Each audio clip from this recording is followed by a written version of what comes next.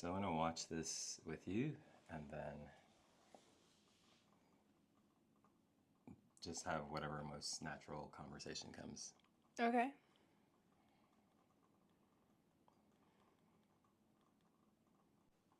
There are many sages who said that whatever their wife asked for, they would give, and as a result, double would come back. Because your wife is your vessel that manifests your light, the sages would often not hesitate in giving them anything they asked for, or spending any amount of money to adorn them, to awaken their joy, to allow them to feel beautiful. Because their wives knew that they were vessels. They didn't see themselves as humans or partners necessarily. They saw themselves as vessels of their husband's energy at the time. And because they saw themselves that way, it allowed their husbands to see them as a powerful way to manifest who they were. So yes, anything you give to your partner, as long as she knows that she is a divine vessel, it will come back manyfold. A man should not be worried. A man should not feel scarce or cheap. He should just give endlessly to his wife. So let's talk about it. Let's talk about it. I feel like we've scratched the surface of living this sage wisdom. And as I've said before, that the pure divine feminine is insatiable, not from a place of lack. And also the pure divine masculine is inexhaustible, and that those are a match made in heaven. It feels like an infinity loop. So, yeah, I would love to meet our leading edge of where we are and explore, declare, receive. Okay. Yeah. First thing is, what's your initial just feeling in listening to that, watching it? Well, when I want to honor the man who's speaking, David Guillaume, he's amazing. And every time I've heard that from him or someone else or in conversation with you, we've talked about it a lot. It always feels like the deepest truth inside of me. It's like it feels like something. It's like ancient wisdom. It just feels like something that's primordial, that's primal, that's innate in us as, husband and wife, and in relationship and partnership. When there is that level of depth and when you are operating in a merged field, of course it makes sense that the more that you pour into me, the more life pours into you. Right? It's like this reciprocity that's taking place. And also the more that you pour into the feminine, who is the nurturer, the nourisher, the woman who gives birth to life. When you do that, you're literally pouring into life itself, which of course would create multitudes and multiply within itself. Yeah, I recently said that the strength, the stability, the health and vitality of a household, of a relationship, of a household, of a community, of a village, and the world at large is directly, it directly correlates with how safe, nurtured, vital, expressed, and empowered the feminine feels within that system. Yeah. I mean, you could see this example anywhere that you look. If a woman is, if the woman in her home, in her family, in her business, in any particular architecture or frame is not nourished and is not cared for and is operating from empty, it will impact everyone in the field. It's like she's the energetic set point for the family, for the business, for the home, for whatever architecture she's existing inside of, her wellspring is the set point. Because a woman, her field tends to shape the field around her, whatever she's existing inside of will recreate itself through the field that she's in. So inside of a home, if the woman is tired and overwhelmed and overworked, which is very common in, for mothers and families, it will impact, it will like very unconsciously affect the entire familial field. And it will affect the husband. Yeah.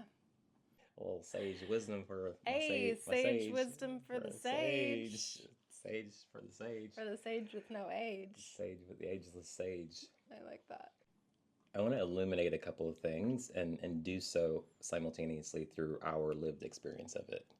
I like what he said about as long as the woman knows she's the vessel. Right. I feel like that's an important piece of the equation, and that we've talked about that. We definitely have experienced it, and we've talked about that in our own language. Yeah. And the way that I've expressed that to you before is, okay, well, I can give to you endlessly, but the power and the principle of what's being spoken there, which is like the cycle of life in its purest sense of masculine and feminine, it is still somewhat, it's not conditional, because the love, the provision has no condition upon it, but the fruits of the principle itself is also pending on the woman knowing she's a vessel. What are your thoughts on that piece? I want to look at the feminine and look at the masculine inside of this principle. How does that strike you, and like what's your part in it? Yeah, I think for me it comes back to the same conversation that I was just sharing, which is like all life is birthed through the woman as the vessel. And so if whatever is happening within me or other women, if it's not life-giving, life-affirming, nourishing, and in devotion to life itself, then it's life-taking. And if it's life-taking, it can affect everything around her. It's kind of like a woman is like her own garden, and the flowers are either thriving or they're dying, kind of thing. I like the distinction of provision that I gave that time a while back when I said I could feel you were a little stressed, and I just felt a calling, the divine masculine calling to serve you, and I loved you up. And I asked you, well, how else can I be of support to you? And you said, give me $20,000. It's one of our favorite stories. Right? But I want to use that story to play with this principle, with this idea, right? Because I think it goes to the purity of the word provision. If I were to pour into that request, but that request was not coming from the actual purity of what would provide and bring life into you.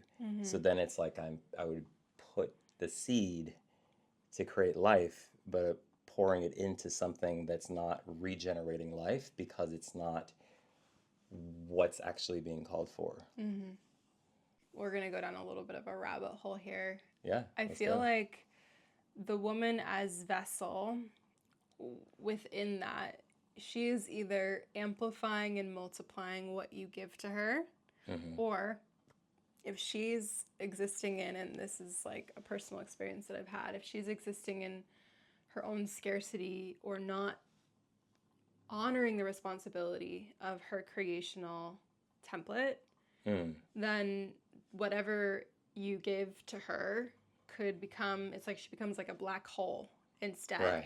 And I think that you knew Nice. that in that moment. It's like it just gets swallowed up, and it doesn't regenerate. It's not and create more life. generating. It's not generating. It's not creating more life because of the energetic state that she's in.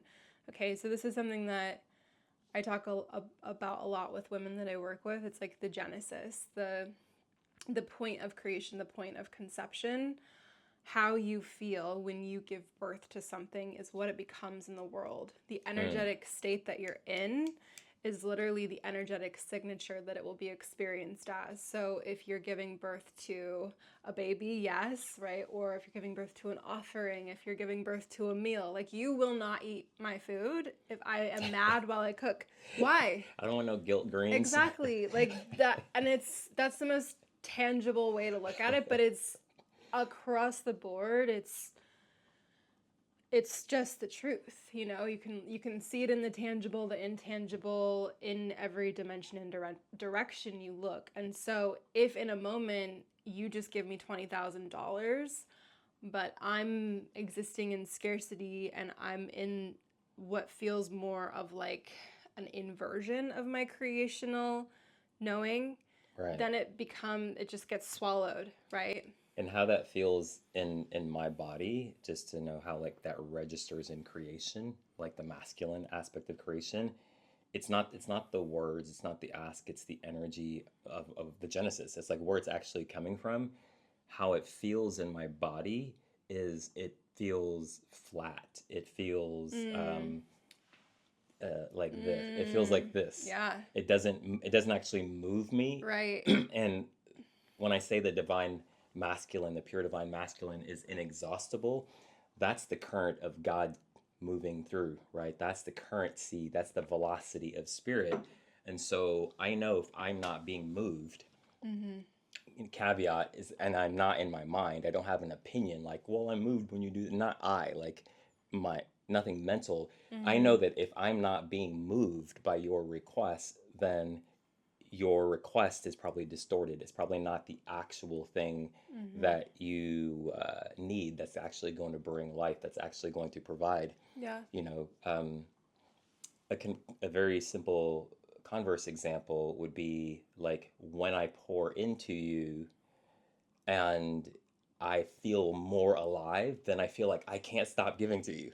It literally feels like it's personal because you know you're my boo, you're my wife, and I love you, and I'd support you and give to you, and like there's a personal aspect to it, but there's also an impersonal aspect to it. It literally feels irresistible. It feels like like a gift. It feels like an honor. It feels like a irresistible impulse to just keep like that's how it feels to me. And I think it also, what it does is it actually expands your capacity, because if I'm not asking for more, or Right, there's right. not this state where I'm like, hey, I would love this and this and this and this, and if it's all in service to us and our highest becoming in our relationship in whatever capacity, it's like you then, and I've watched this with you, like you have, in the span of our relationship, I've seen your capacity expand and grow into things that you never would have even thought of before. I don't even think provider was something that you never used those words before we were together, you know? And it wasn't something that I even thought about either, but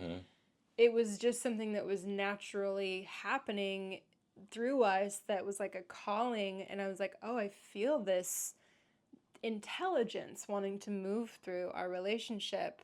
Yeah, I like this is a great point, you know, to play with like more like human language. It's like if it's not challenging me, and by challenging me, I don't mean like, hey, this is the challenge. I just mean that something that requires God in me, that actually evokes the actual capacity to fulfill it, then that's probably not the highest version of what you want.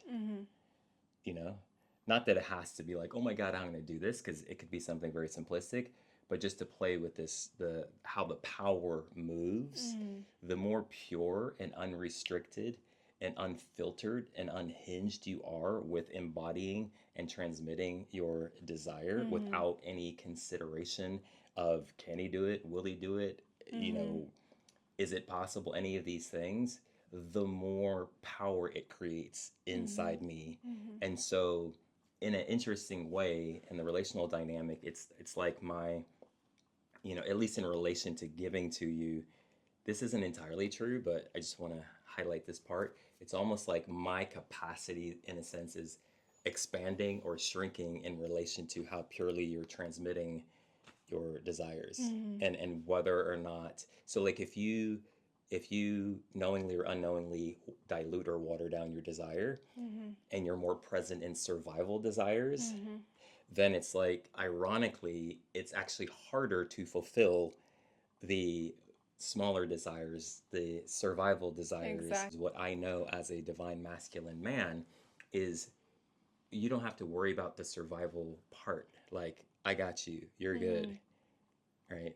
You can relax, and then you can allow yourself to receive. Like, what do you, if you knew that you were safe, which I know that you're safe, and I got you, if you knew that all was well, what would you want? Because that's when your desire is pure, right? So, but the summoning of the divine masculine is what I find interesting. Like, what gets provoked inside of me in relation to what you're offering me, and also simultaneously to how you're receiving. Like, if you receive 10% of 100% of what you're asking for, then again, it's like the energy doesn't keep going. But if you receive it 100%, like if you let it in, if you fulfill it, if you let it be fulfilled through you, and like let it give you the life that it's creating, then it literally feels like I cannot stop and there is no end. It feels inexhaustible. Yeah, I felt that. And I'm grateful because you always you command the highest truth, timeline, prayer, whatever wants to, you're like, more. No, like, I remember last week as we sat down and we were doing a flow check, and you were like, I was starting to share with you all the things that I had on the schedule for the day. I'm like, okay, there's this and this and this and this. And you were like, I actually don't remember what sparked the conversation, but it was like, what do you want to be doing? And then I started crying because I was like, oh, my life in this moment feels very different from the life that I imagine in my dreams. We were joking, we shared this reel yesterday where I sent you this video of this woman like in this exquisite dress running in front of a castle. Frolicking in the garden. In front of the castle. I'm sure she's in Europe somewhere, and I was just like, this is my life. And I was like, I imagine myself, writing poetry and singing and dancing, and like there's this identity and this life that I'm existing in as a woman who's fully provided for, and I'm not on my phone and I'm not working a lot. I'm serving because I want to. Right. And it brought me to tears because I realized this kind of grief within myself where I was like, oh, I've been betraying myself. Like, I have been betraying myself and not even saying yes to everything that I want. And how can you give me what I want if I'm not even being honest with what I want? And then it creates this friction between us because you're kind of like, well, I can feel that there's more, but you're not bringing it into the field. Or I will start bringing the more in, and it's stressing you out. Yeah. Your desire. That's probably what happened. Your desire, the frequency and the energy of your desire as it's moving through me unconditionally. If I radiate that into your field, and you're have any armor up or you're not open, then it literally, to the identity that has the armor, which is just looking for safety and survival, it's like that energy, then it feels like this is more stressful. But that's really code for, if I were to allow myself to receive this. This is what the identity's consciousness is. The identity when you're in survival, it's like, oh, if I take that in, then how am I going to fulfill it?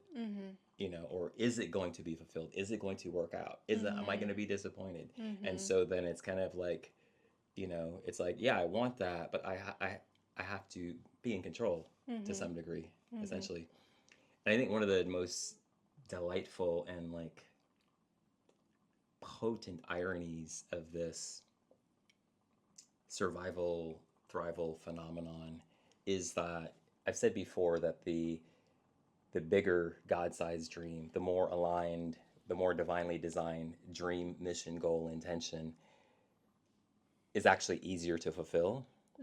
That same dynamic plays out in our relationship, right? And it's so ironic, and I say that with all the compassion in the world, because it's like if you are at this level of capacity and results in your life, and you know stress management or whatever, and then you're trying to imagine like 10xing it, it might seem like even 10xing it in terms of me providing and helping you accomplish it, it might seem like it's 10 times harder, but based on the principle and the energetics of masculine and feminine that we're talking about, the bigger the thing is, actually the easier it is. The bigger, the truer, the bigger the things that you are bringing to the table to co-create with me, for me to provide for, to me to pour into, the easier it is for me. And I say that's ironic because from the perspective of the identity that's out there on the edge, you know what I mean, at the edge of your faith, it feels it, that it perceives that, wow, that's going to be harder. Or even a projection on me is like, ooh, that would be harder for you. Or it's like, you're having a hard time providing for me on this level and you want to go to this level. And I'm like, the irony of that is like, that would actually be easier though. Yeah. Because when you're embodying your desire, when you're in the receiving of it, when you're moving it through your system and through your womb like that, what it evokes, and this is beyond mind, is it's almost the same signal as an emergency. It's a different quality of energy, but it's almost the same signal in the sense of like, oh, danger, like protect, like this must happen right now. There's not an option. Life is at stake. It doesn't carry that quality, but it's the same. The urgency feels the same in me. When you're moving through your desire, however that's happening, but in a way that's unhinged, and you're fully receiving it, the more it's that, the more it feels in me like, oh, this must happen. And when I feel like this must happen, that's when I'm evoking, the divine masculine in me. It's like it's like a trigger. I just find that really ironic that sometimes the smaller things that are somewhat rooted in survival, they're tainted with mediocrity, kind of like, are actually harder for me to provide. I already know. I know, because it's not even just you. It's like that plays out in my own life. It's like I have a harder time creating the mediocre thing, period. I find it fascinating and also humbling. Good. Yeah. Good. So did you want to ask me what all my dreams are? Or? So when do I? Is this the dream segment? I'm ready. I'm ready to share what's next.